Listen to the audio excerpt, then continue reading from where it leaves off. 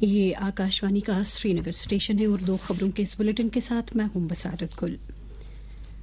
صدر جمہوریہ دروپدی مرمو نے آج پارلیمنٹ کے مشترکہ اجلاس سے خطاب کیا۔ اپنے خطاب کے دوران صدر جمہوریہ نے کہا کہ مرکزی حکومت کی طرف سے عملائی جانے والی اسکیموں جیسے پی ایم گرامین سڑک یوجنا کے تحت دیہاتوں کو آپس میں سڑک رابطے سے جوڑنے کے لیے 3.8 لاکھ کلومیٹر دیہی سڑکیں بنائی ہیں۔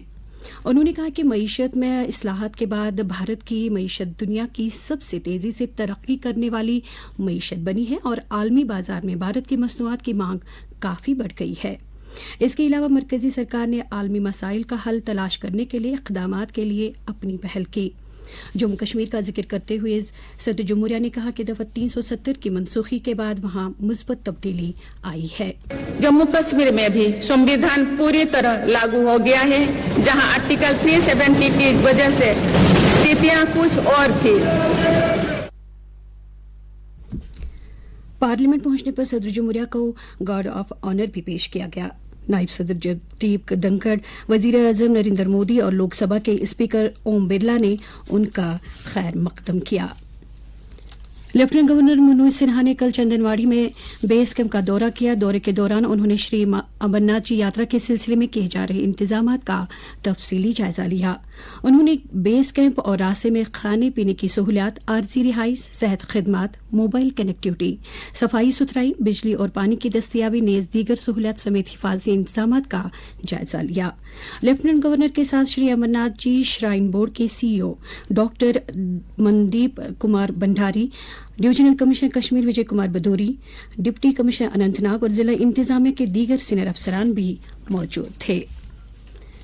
لیفٹیننٹ گورنر منوج سنہا نے کہا کہ وادی میں ملکی سیاحوں کی تعداد سے اس بات کی عکاسی ہوتی ہے کہ سیاحتی سیکٹر کو بڑھاوا دینے اور اس تعلق سے مختلف شراکت داروں کے مابین بہتر تال میل کے ثمرآور نتائج سامنے آ رہے ہیں۔ سری نگر میں J&K ٹورزم ڈیولپمنٹ کنکلیو سے خطاب کرتے ہوئے ایل جی نے کہا کہ انتظامیہ جموں کشمیر کو دیر پا سیاحت کا ایک ماڈل بنانے اور اسے دنیا کے اہم سیاحتی مقامات میں تبدیل کرنے کے لیے خاطر خواہ اقدامات کر رہی ہے۔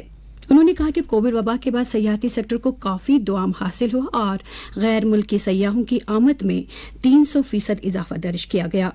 انہوں نے کہا کہ سیاحتی صنعت کو جدت بخشنے اور اس شعبے میں روزگار کے زیادہ سے زیادہ مواقع پیدا کرنے کی طرف خصوصی توجہ دی گئی۔ ڈوڈا ضلع کے گنڈو علاقے کے بجاڑ گاؤں میں حفاظتی عملے اور ملٹنٹوں کے درمیان جو تصادم کل شروع ہوا تھا، اس میں مارے گئے ملٹنٹوں کی تعداد 3 ہو گئی ہے۔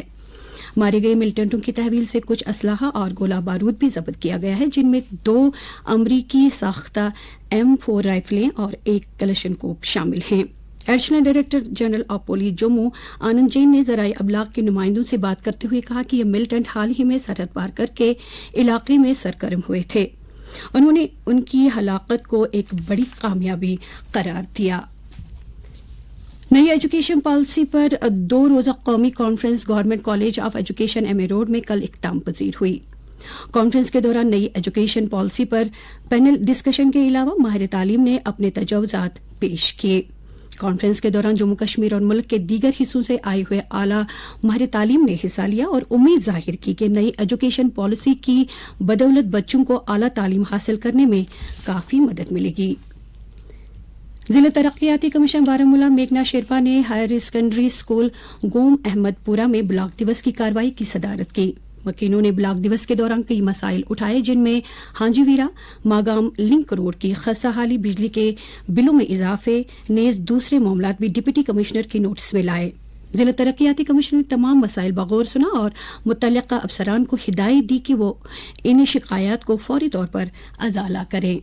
اسی دوران ضلع کے ترقیاتی کمشنر نے پٹن اور کانسپورہ بارہمولہ بائی پاس کے اہم پروجیکٹوں کی پیش رفت کا دورہ کے دوران جائزہ بھی لیا۔ انہوں نے ایگزیکیوٹنگ ایجنسی پر زور دیا کہ وہ کام کی رفتار میں سرعت لائیں تاکہ یہ اہم پروجیکٹ اپنے مقررہ وقت پر مکمل ہو سکے اور رہائشیوں اور کاروباریوں کو یکساں فائدہ پہنچانے کے لیے بروقت تکمیل کو یقینی بنائیں۔